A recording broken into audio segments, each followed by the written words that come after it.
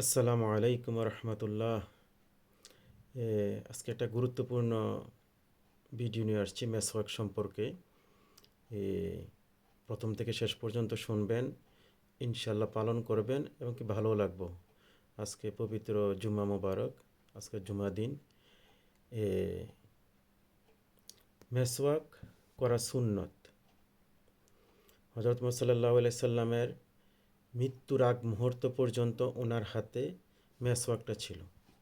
এটার গুরুত্ব কতটুকু আমাদের মুসলমানদের কাছে তা আমি একটু ধৈর্য তুলমু এবং কি একটু পালন করার চেষ্টা করবেন, চেষ্টা না পালন করবো ইনশাআল্লাহ। যেমন মেসওয়াকটা মৃত্যুর আগে উনি হাতে ছিল এবং যে কোনো জায়গায় নামাজ পড়ার আগে পড়তেন, যে কোনো জায়গায় বাইর হইলে উনি আগে মেসওয়াক করতেন। ঠিক আছে, তো এটা এত গুরুত্বপূর্ণ এবং কি মেসওয়াক করলে মিনিমাম 100টা রোগের উপকারী। 100টা রোগের উপকারী আপনারা কি ভাবতে পারেন? বর্তমানে আপনারা যে পেস্ট ব্যবহার করি আমরা, ওই পেস্টের ভিতরে ডাক্তাররা গবেষণা করে পাইছে ওখানে ক্যান্সার হওয়ার সম্ভাবনা থাকে, কারণ এটা কেমিক্যাল দিয়ে বানানো। তো হজরত মোহাম্মদ সাল্লাল্লাহু আলাইহি সাল্লাম 1400 বছর আগে বলে গেছে যে এগুলা যদি মেসওয়াক দিয়ে আমরা করি তাহলে আর ক্যান্সার হওয়ার সম্ভাবনা নাই এবং কি 100টা রোগের উপকারী।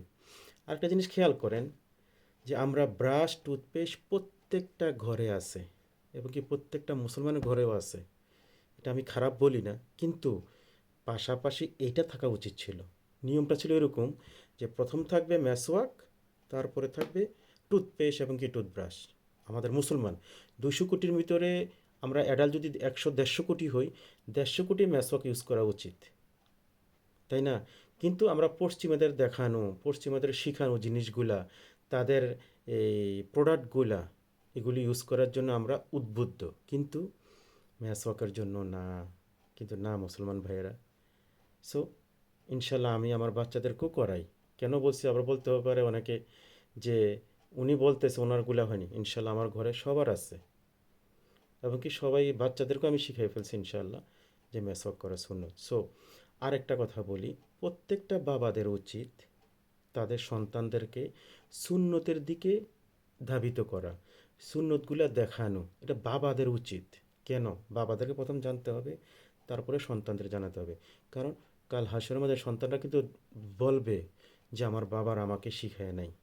সো আমরা যারা বাবা আছি, আমরা আমাদের সন্তানকে শিখাবো সুন্নত এটা কত গুরুত্বপূর্ণ। ঠিক আছে ইনশাআল্লাহ। সো আজ থেকে যারা দেখবেন, যখন তখন কিনে ফেলবেন, অথবা গ্রামে যারা দেখবেন নিম ডাল আছে, যে কোনো ডাল দিয়েও করতে পারেন, কিন্তু নিম ডালেরটা হচ্ছে সর্বোত্তম। ঠিক আছে ইনশাআল্লাহ। সো আজ থেকে আমরা মেসওয়াক করব, এটা গুরুত্ব। নবীজির শাফাত যদি আমরা পাইতে চাই, তা আমাদের নবীজির কাজ করতে হবে না ভাই? তো কোনো ভুল নাই, তাই না? নবীজির কাজ না করলে উনি শাফাত করবে? কাল হাসবে না, সূর্য যখন 2.5 হাতের উপরে আসবে, ব্রেন টক বক করবে, তখন কত পানি পেপাসা লাগবে। তখন হজরত সাল্লাম হাউজে কাউসারের পানি পিলাবে আমাদেরকে। তো হাউজে কাউসারের পানি যদি আমরা পাইতে চাই, তো আমরা ওনার সুন্নত পালন করব না ইনশাআল্লাহ? তো একটা সুন্নতের কথা বলছি, একটা আমরা ধরে তুলি ঘরের ভিতরে, দেখবেন কী যে শান্তি পাবেন। যেখানে টুথপেস্টটা আছে, টুথব্রাশটা আছে, ওখানে এটা রেখে দেই, চোখের সামনে পড়বে প্রতিদিন, প্রতিক্ষণ। তারপরে নামাজের সময় যাইতে কতক্ষণ? 1 মিনিট, 1 মিনিট ব্যয় করেন, ফিনিশ, এতটুকুই, আর কিছু না। সো এটার মর্তবা গুরুত্ব আমরা জানি এবং কি পালন করি ইনশাল্লাহ। জাস্ট ডু ইট, পালন করতে হবে এটাই ইনশাল্লাহ। ওকে, আসসালামু আলাইকুম রহমতুল্লাহ। এই ভালো লাগলে ফলো করেন ইনশাল্লাহ। আসসালামু আলাইকুম রহমতুল্লাহ।